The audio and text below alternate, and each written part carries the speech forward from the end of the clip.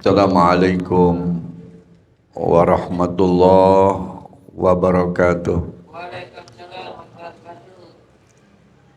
Alhamdulillah, assalatu wassalamu ala man la nabiyya ba'dah.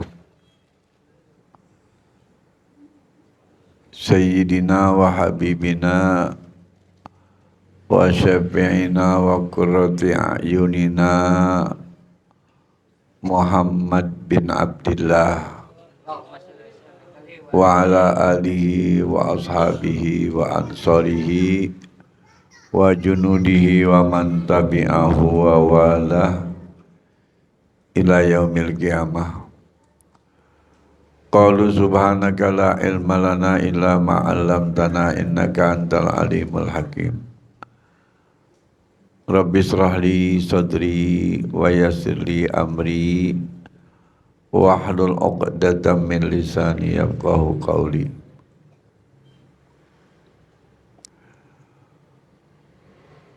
Hadirin dan hadirat Jamiyah Majlis Roti Bang Atosiyah hadakumullah.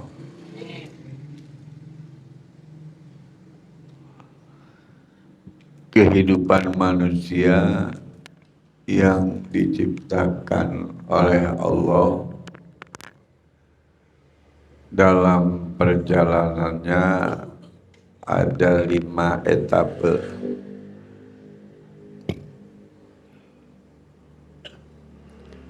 Etape yang pertama alam arwah.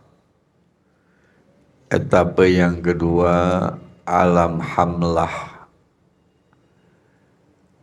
Etape yang ketiga alam dunia. Etape yang keempat alam kubur. Etape yang kelima alam akhirat.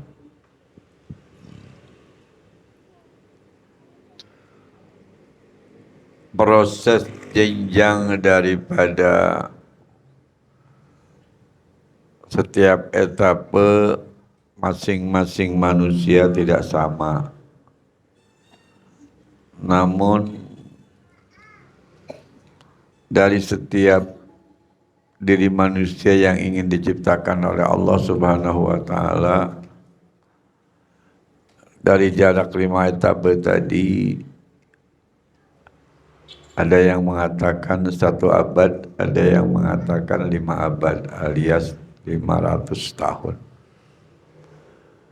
Jadi program Allah untuk manusia hidup di 5 etape itu diawali dengan kun fayakunnya Allah 500 tahun sebelum semuanya ada.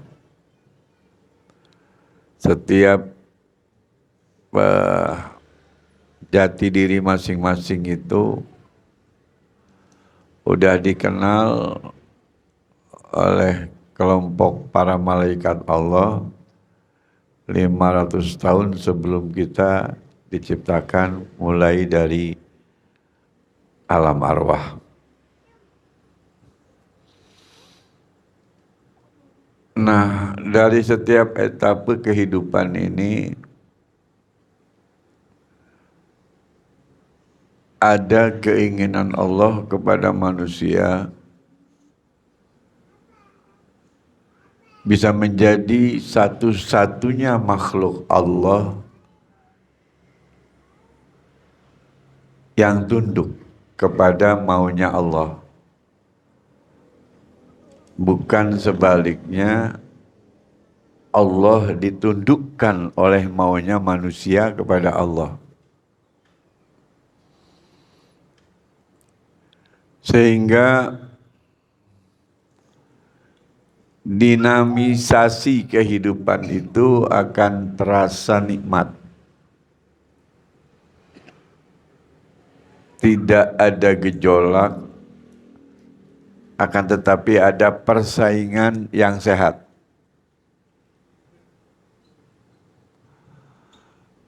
Itu idealnya apa yang diinginkan oleh Allah kepada manusia.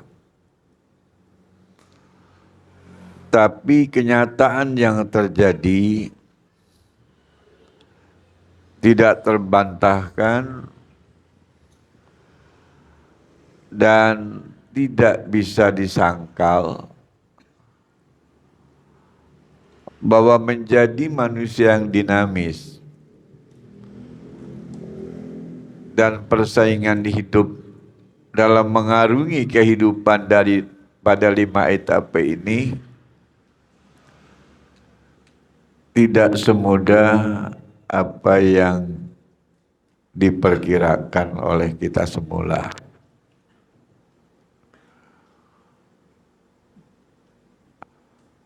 Lalu kalau demikian, kita beranggapan Allah lemah. Enggak,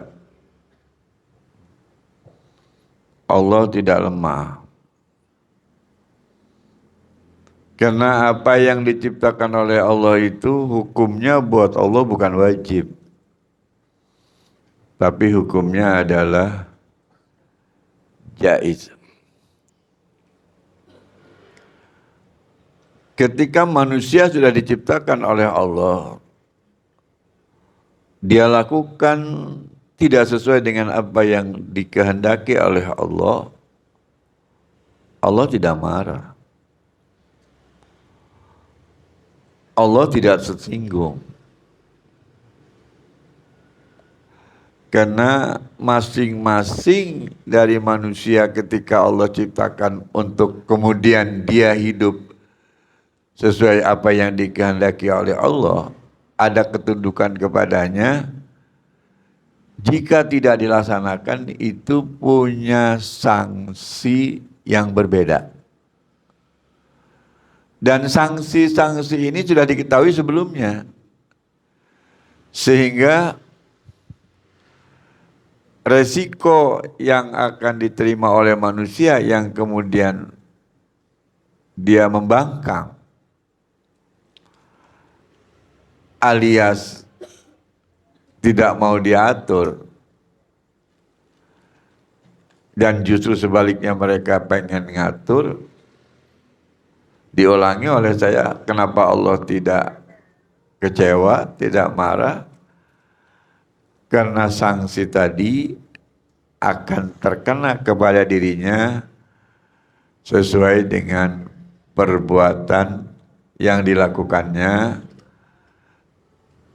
di dalam membangkangnya mereka kepada maunya Allah, sekedar apa yang dilakukan olehnya, sekedar itu pula Allah memberikan sanksi kepadanya.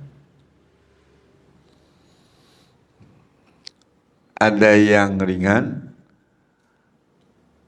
ada yang berat, ada yang super berat. Yang ringan sampai kepada tahap etape ketiga yaitu dunia. Begitu meninggal selesai. Tidak lagi ada proses pemeriksaan dari apa yang diamalkan olehnya, dan Allah akan memberikan sanksi kepadanya. Dengan kata lain, dia masuk kubur dalam keadaan husnul khotimah.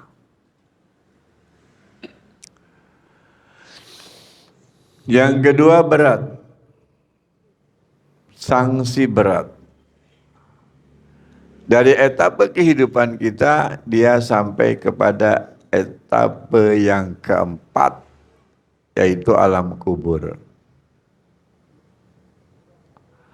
Maka penerimaan sanksi bagi manusia yang berani melanggar apa yang sudah menjadi aturan main Allah untuk manusia dinamis dan bersaing dengan sehat, karena mereka tidak melakukan itu,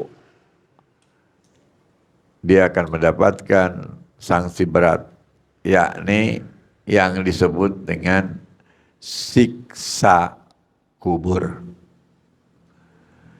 Jadi hati-hati bahwa siksa kubur itu nyata dan bukan fiksi, bukan hayalan. Nah, ini tempat untuk dia bisa menikmati kehidupan serupa dengan dia nanti di surga, atau sebaliknya dia akan menerima kesengsaraan di dalam kubur itu serupa dengan kesengsaraan mereka nanti di akhirat. Kalau balasan sanksi yang dilanggarnya itu belum selesai. Dan kemudian sanksi yang terakhir adalah sanksi berat dengan pelanggaran sangat berat atau super berat adalah sanksi pelanggaran yang dilakukan oleh manusia sampai ke taraf berikutnya, yaitu etape yang terakhir. Dia akan masuk neraka. Dan neraka ini bukan tempat yang enak. Di neraka itu adalah tempat paling tidak enak.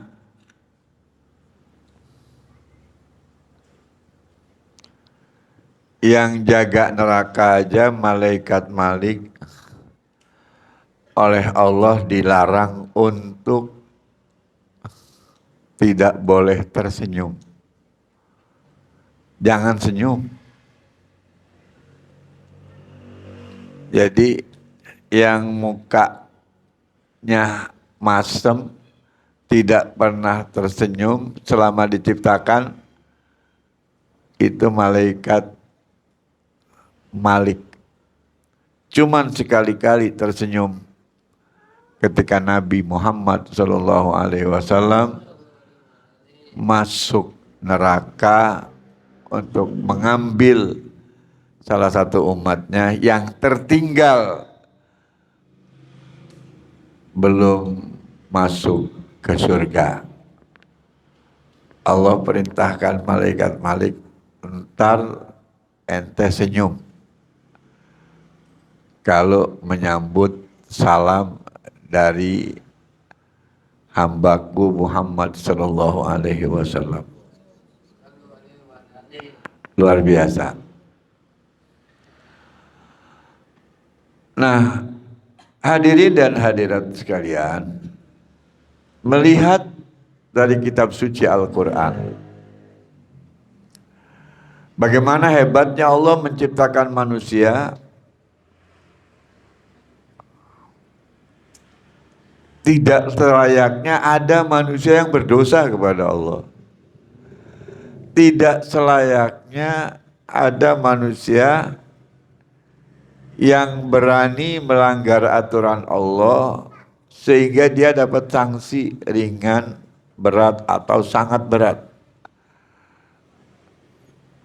Kalau memperhatikan bagaimana Allah menciptakan manusia dan kemudian Allah menghendaki kepada manusia dengan perangkat lunak dan perangkat kasarnya, kita merasa aneh kalau masih ada manusia yang durhaka.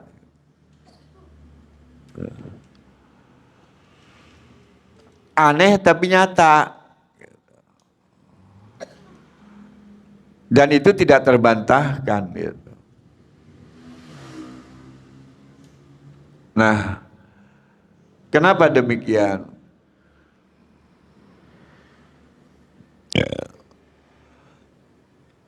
Manusia itu makhluk yang paling mulia dan makhluk yang paling sempurna. Dalam penciptaannya paling sempurna, ahsanit takwim, dalam posisi kehormatan jati dirinya paling mulia. Walaqad karramna bani Adam. Sudah dimuliakan. Jadi ada pertanyaan, kenapa kok sudah demikian masih juga ada orang yang berdosa gitu.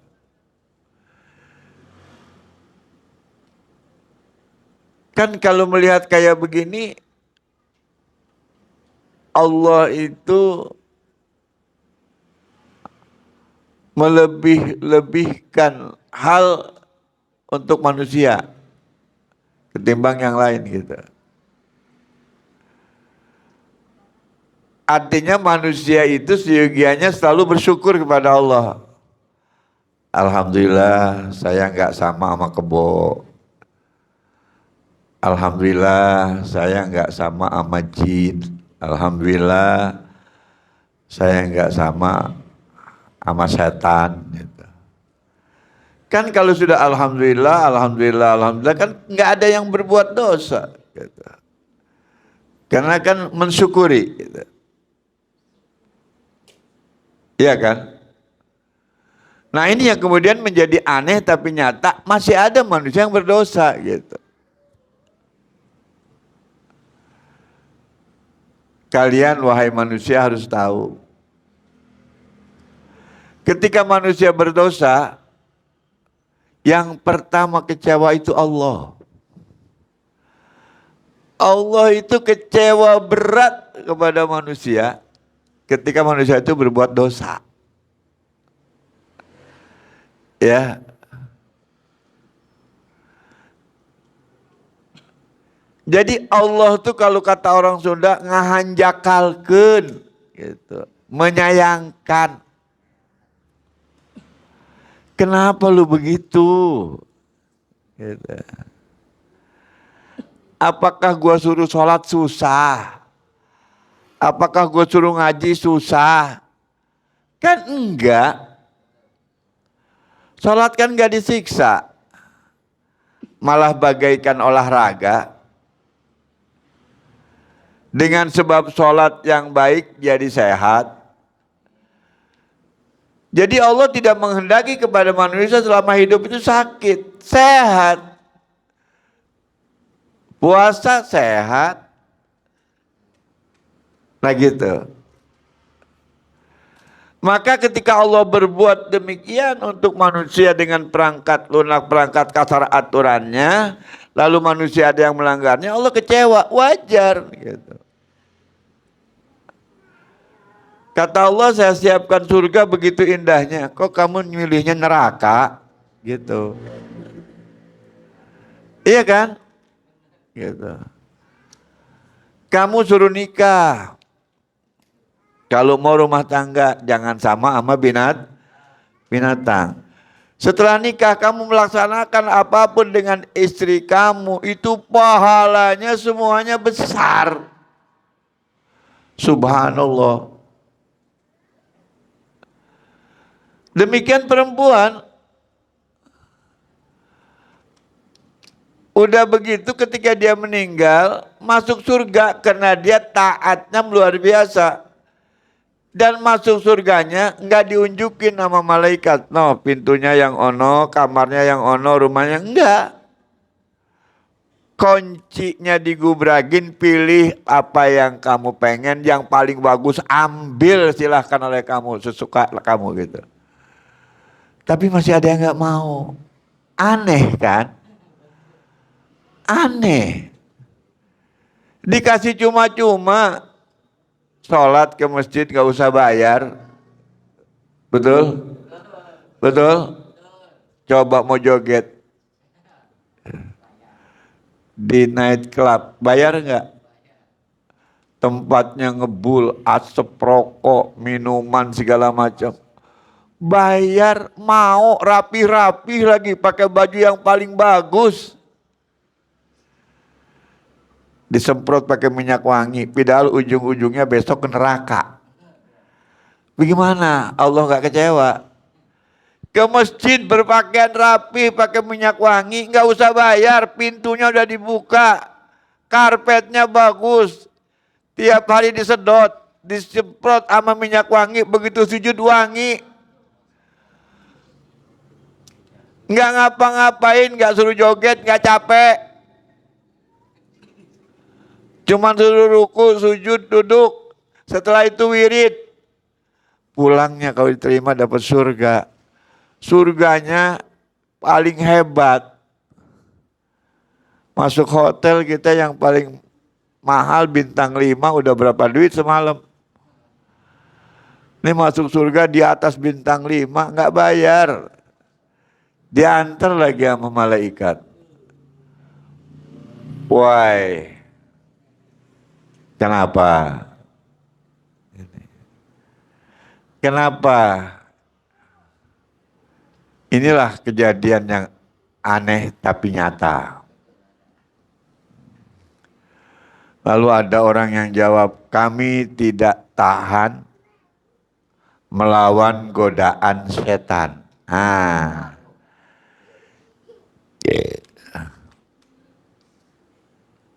Allah mengatakan dalam Al-Quran, inna kaidas syaiton do'ifa.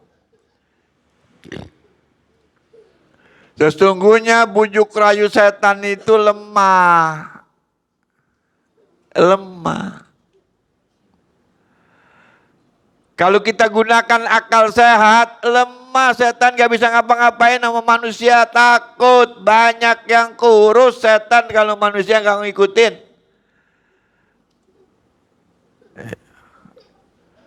Baru sama mualaf aja setan udah minta pensiun, bayangin aja coba. Apalagi sama orang yang normal. Iya.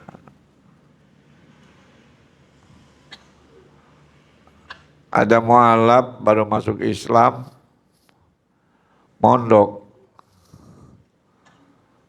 Namanya orang baru mondok, ngapalinnya doa makan. Allahumma barik lana bima razaqtana wa qina adzabannar. Mondoknya mondok santri kalong. Ngajinya dari maghrib sampai isya, pulang. Pulangnya ngelewatin kuburan. Temennya godain. Yuk kita tinggalin biar dia pulang nanti sendirian. Begitu dia habis ngaji, nengok temennya udah pagak kada pulang. Waduh, gue pulang sendirian, serem juga nih gue. Mana lewat kuburan lagi. Dia jalan juga, cium tangan sama gurunya pulang. Bener aja. Begitu lewat kuburan, kuntilanak ketawa. Nah ini dah, ada dah.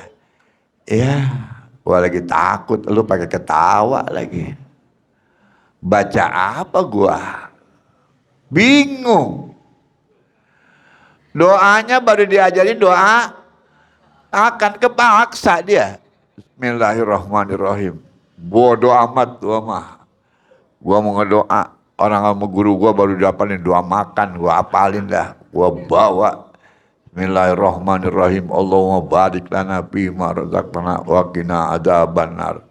Bukan dia yang keringetan, setannya yang kabur. Lapor sama pimpinan setan. Ngapain lu ngos-ngosan setan? Itu keringetan sampai ke bulu-bulu. Waduh.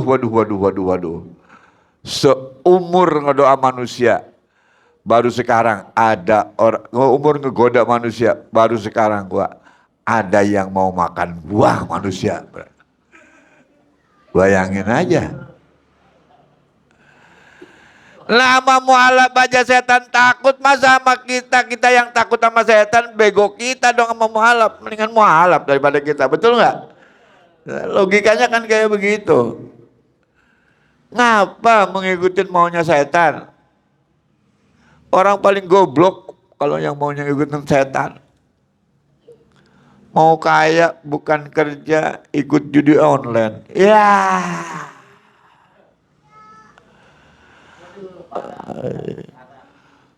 Woi, kaya kagak mati bunuh diri.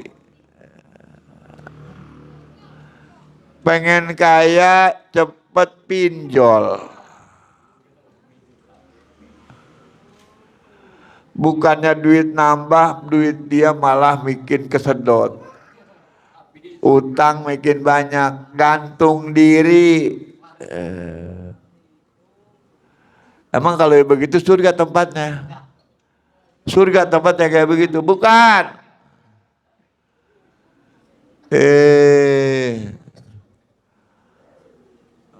Nih bujangan, nih bujangan. Kalau pengen kawin kan kudu kerja, cari duit. Iya kan? Iya kan? Namanya usaha. Usaha harus sambil usoli.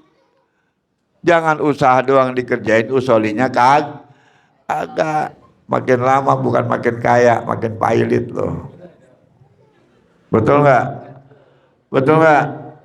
Nggak ada orang kaya dengan ngelamun, nggak ada. Ya, nggak ada orang kaya dengan judi, nggak ada. Kalau ada orang kaya dengan judi, nggak ada yang kerja di pabrik, nggak ada yang kerja di kantoran, jadi judi aja dulu gitu. Betul nggak? Nggak ada. Kalau judi kaya, bandar judinya nggak mungkin cuma pakai kaos doang sama celana kolor, nggak mungkin. Itu berarti susah dia. Bandarnya aja susah.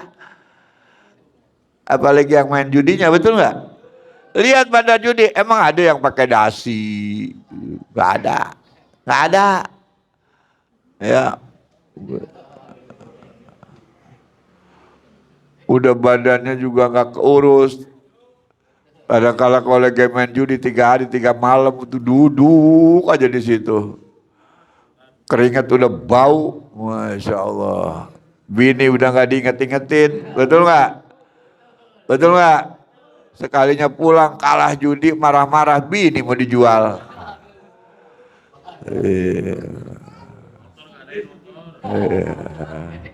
Hati-hati, hati-hati. Allah kecewa. Allah kecewa. Kenapa manusia bisa kayak begitu? Padahal Allah memberikan satu tempat di dunia ini buat manusia, bukan untuk bersedih-sedih, tapi untuk bersenang-senang dengan Allah dan dibalasnya oleh Allah dengan berlipat ganda. Ya, ada sarana-sarana yang kita bisa dialog dengan Allah dan Allah senang ketika kita dialog dengan Allah di tempat itu. Majlis taklim, masjid, itu tempat dialog kita dengan Allah. Kamar di rumah kita untuk berholwat, bikin kamar khusus untuk ibadah. Ketika tengah malam kita bangun berdoa kepada Allah, ya Allah, tidak ada kenikmatan yang paling nikmat manakala kita bisa berdialog dengan Allah secara khusyuk. Dan tempatnya itu di waktu malam. Masjid, tempat untuk kita sholat berjamaah, masya Allah. Ada 7 anak muda atau orang yang bakal dinaungi oleh Allah di naungan akhirat, yang tidak ada naungan yang terbaik kecuali naungan Allah saat itu. Salah satu dari 7 macam manusia adalah rajulun qalbuhu mu'allaqun 'alal masajid. Seorang yang hatinya terpaut dengan masjid. Untuk ngapain?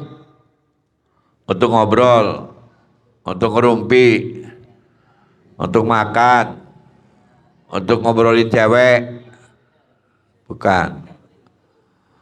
Untuk janji tawuran, tidak. Tapi untuk sholat, untuk tilawatil Quran, untuk baca sholawat, zikir, tahlil, tahmid. Masya Allah. Ayo coba Tanya sama diri kita masing-masing.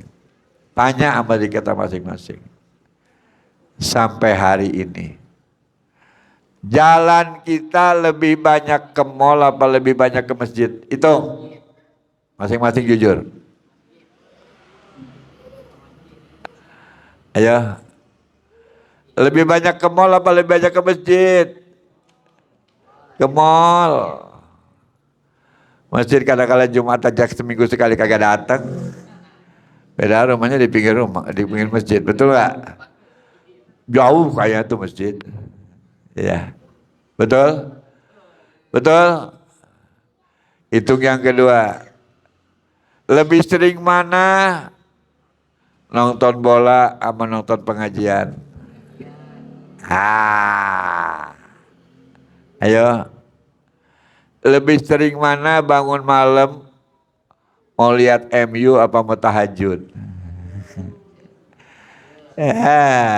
Jawaban munafik semuanya. Iya kan? Iya kan? Gitu. Ketika tahajud bangun males. Ketika ada idola sepak bola kita yang main, kita bangun. Kencing dulu, cuci muka, bukan ngambil wudhu, betul nggak? TV dihidupin, matanya dipelototin.